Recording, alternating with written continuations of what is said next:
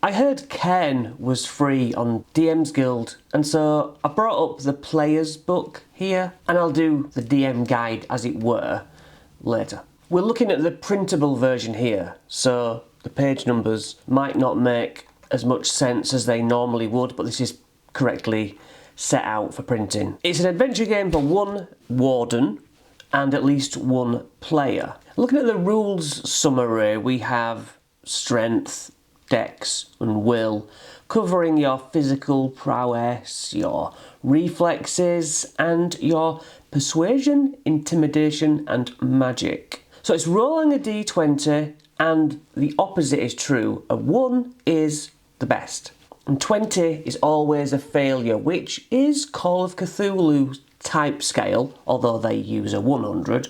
So let's call it reverse D&D. Now, hit protection indicates a PC's ability to avoid getting hurt.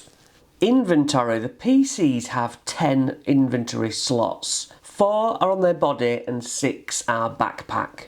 Smaller items can be bundled like arrows, bolts, but some things like heavy armour is 2 slots of inventory space. Filling all 10 slots reduces a PC to 0 hit protection. PCs cannot carry more than their inventory, although carts and horses may provide extra slots. So deprived PCs cannot recover hit protection. If deprived for more than a day, they add a fatigue to their inventory slot. So here we have this little sheet with your what you are, who you are.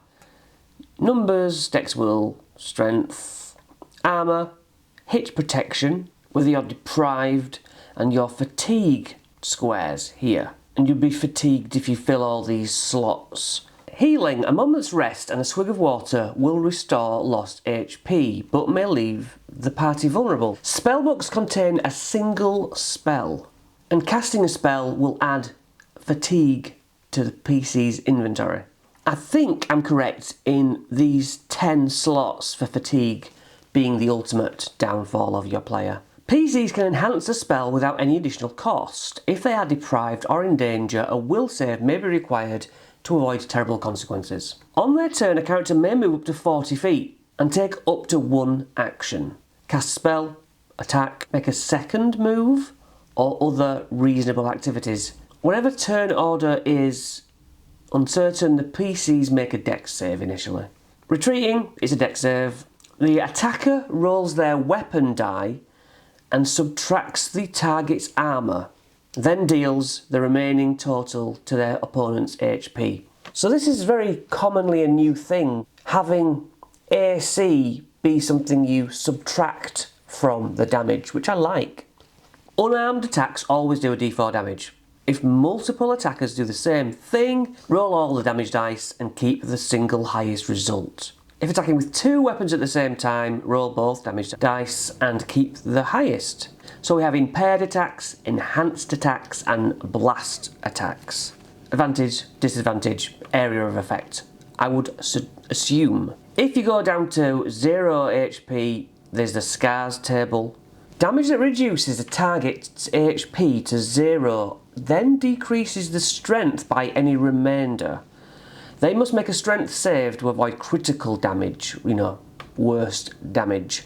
Having 0 strength means death, having 0 dex means paralysis, and having 0 will is mental delirium. Like it? Yeah, I like it.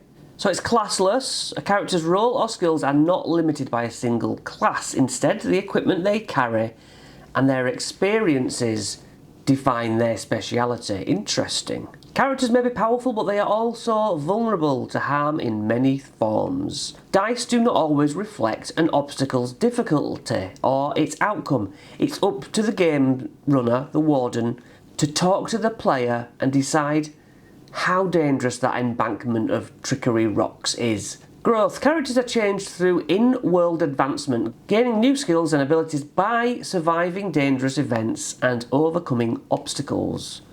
The warden's role is of neutrality, not of I'm on the monster's side.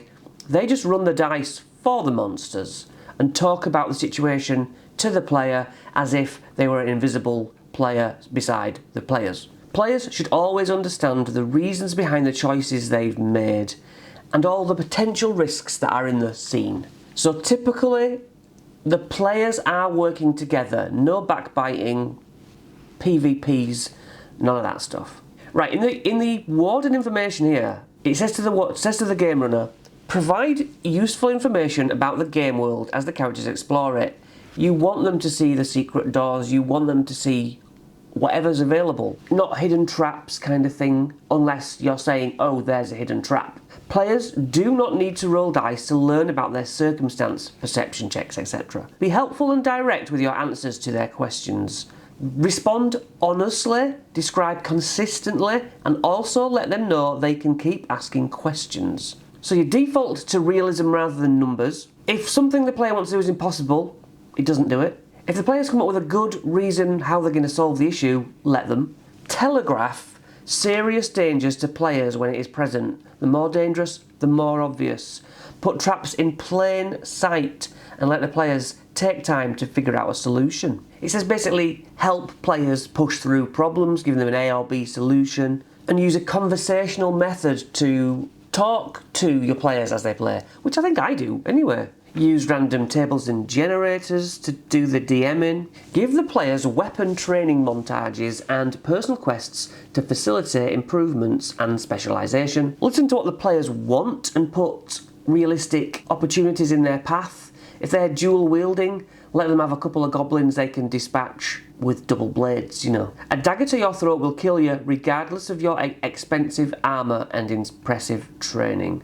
Treasures are tied to the environment and tell a story. Treasure is always valuable but very bulky and takes up a lot of those slots. So, player principles. Attributes related to saves do not define your character, they are just tools. Seek consensus from other players before barrelling forward, that's not going to happen.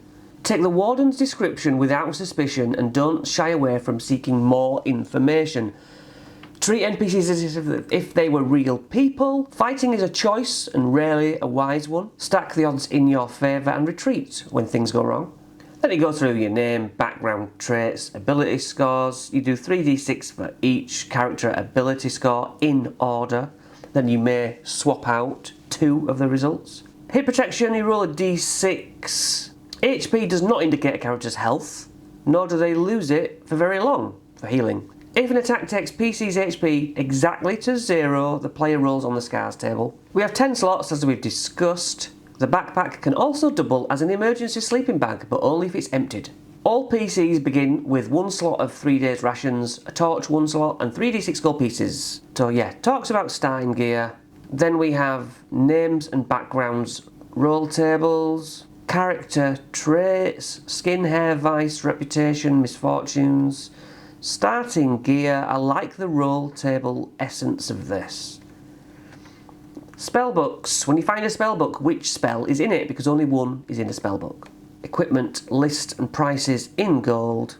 Optional gear packages for clerics, friar, dowser, knight, whatever class. You roll a save. Equal to or under the number set, it's a pass, otherwise they fail. A 1's always a success. Remember, the scale is going the wrong way for us. Resting for a few moments restores lost HP. Oh, that we're going to get to that on page 14. A deprived PC is unable to recover HP or ability scores. Each fatigue occupies 1 slot and lasts until the PC can safely recover, after which they lose all those fatigued slots. So shields and armour will affect the damage done. So when you come upon an NPC, you have to roll on a table here to see whether they're going to attack or not, essentially. Wealth and treasure. Hirelings. You can hire hirelings. Roll a little character sheet for them. Spells and scrolls. Scrolls do not take up an inventory slot. They do not cause fatigue, and they disappear after a use. Fine. Casting spells. You hold the spellbook in both hands, and you must add a fatigue to inventory, occupying a slot. And spells can misfire. Combat. The game typically plays without strict time accounting. On their turn, a character moves up to 40 feet and takes an action. At the start of combat, each PC must make a dex save to act before an opponent. It's like a surprise attack, who gets to jump on who. So the attacker rolls their weapon die, and subtracts the armour of the opposition. So if fighting from a position of weakness, you're in disadvantage and advantage. Area of effect. Critical damage. You must make a strength save to avoid critical damage, which I'm sure we'll get to. Then scars table. When a character dies, the player is free to create a new character or take control of a hireling. Scars, a lasting scar to parts of the body. You're disorientated and shaken.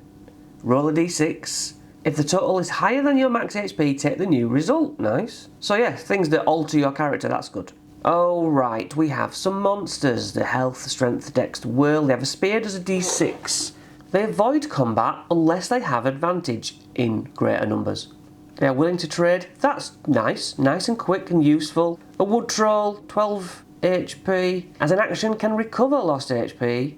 Crit damage. Moss and twigs begin growing out of the target's wounds. So 3 ability scores. 3 is deficient, 6 is weak, and average, noteworthy, legendary. 100 spells table. You find a book, let's say 23. Any of your body parts may be detached and reattached at will without causing pain or damage. You can still control them.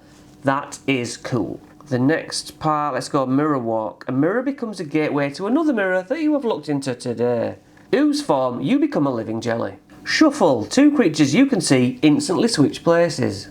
And that is essentially Cairn's free player guide. And next we'll look into the Warden's book.